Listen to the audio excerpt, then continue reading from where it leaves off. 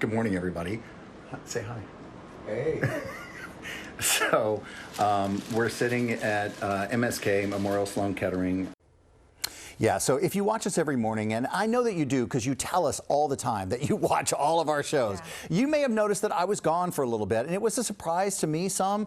This morning, we wanted to talk a little bit more about it and really help raise awareness about skin cancer because it can be really different than what anybody expects. And I've even battled it most of my life, and this experience was very different for me, and you guys had an awful lot of questions. So a lot of folks don't know what to expect or don't even know what to look for. I had a special kind of surgery called Mohs, M-O-H-S surgery, to remove not just the cancer, but try to leave as much healthy skin that can be there under my eye. I sat down with the doctor who did it at Memorial Sloan Kettering Cancer Center to talk about how to spot the signs of skin cancer. Take a listen.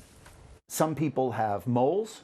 That's never been my thing. Some people have red spots, scaly spots. Can you kind of tell me a little bit about what I'm looking for if I'm looking? Definitely. Whenever you meet a dermatologist, they're always probably scanning your skin anyway, because we're always looking for things.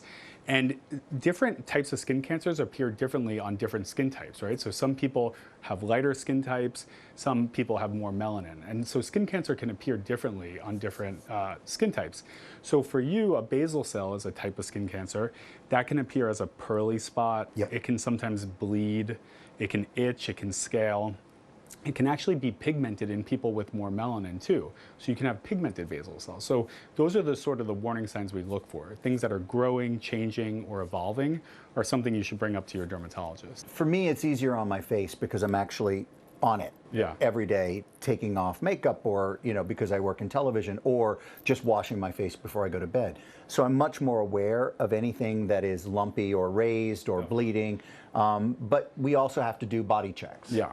At least once a year for someone especially prone to skin cancer like yourself, light skin, light eyes, those are risk factors for UV-induced skin cancers. So it's really important to check your skin yourself. If you can't see your back, have someone else check it, a friend, a partner, a loved one. It's really important to make sure things aren't changing. And then of course, go to your dermatologist. We are scanning people's skin usually once a year, but if they have skin cancer or have a history of it, we up that to sometimes twice a year. I want to say that yes, I have light skin and light eyes, but it doesn't matter what your skin tone, skin color, skin composition is. Skin cancer is a problem for all of us who have skin. It's a common myth. Yeah, that people with extra melanin don't get skin cancer, and so they don't wear the sunblock that they should be wearing. And they sunscreen. may not be checking spots. Not checking. And so what I loved about that conversation that we had with Dr. Rossi was, it is the fact that you're looking at it all the time because it might present differently. It might not be a red dot. It might not be a scaly spot. It might not be a mole. But if you look at your skin on a regular basis, and I'm going to touch you, Charlene, for just a minute, if that's all right, you know what your skin feels like. You know what it looks like. And you know if that wasn't there before. And that's why you want to find out what it is. So here's the common type of skin cancer. And remember, none of these should be ignored. Even basal cell can be very dangerous, if not deadly, if it is left alone. Squamous knocks it up a notch. You need to be a little bit more paying attention to that. Melanoma, no one wants that because that's the rough one that you've really got to do a lot of work on. Merkel is the same thing. So most people in their lives, if they face a skin cancer, will face a basal, but I don't want you to think there's an easy skin cancer because there isn't. Now, Mohs procedure, what surgery? They used to just hack them out and leave big scars. Now with Mohs, what it is, it spares the tissue. It will only look for the cancer. So the doctor will cut very carefully around the area that they think is cancer.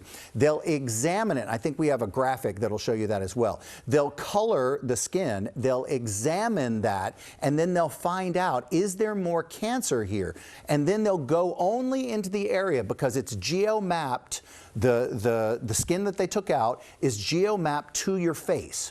So in my case, we went through, and you can go through 4 or 5 passes of Mohs. Never worry about that because it's just they're trying to go in and save your That's your skin. before and after. This is the incredible part, right? Because I it doesn't love look like that anything. the doctor said that this scan is just the tip of the iceberg because what you see there looks small. And I wasn't worried about it. I knew Right. it needed to be biopsied, but I've had a lot of them removed. And when you see that spot, but you see how big the scar is in my eye, this was something, and while you can't say basal cell isn't important, this was nodular. So it grew up almost like a iceberg or a volcano, and sought blood supply and then put out little nodulars under my skin, nodular areas. So they had to go under and get all of that. So the bottom line is, if I hadn't said we need to look at that because I know my skin and I know it's not right, we may have let that pass for a while.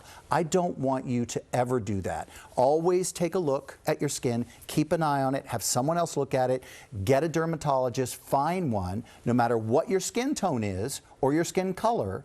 Have a good relationship with them and get regularly checked. How are you feeling? How long is this going to take to heal? And will you have to go back for further treatment? We'll pull the stitches out tomorrow. So that comes out tomorrow afternoon after this broadcast. It'll take some time to heal, but if you're worried about scars and if you don't want a scar on your face or you're worried about what it looks like, we're in a period of time now where they can take a scar and they can make it practically invisible.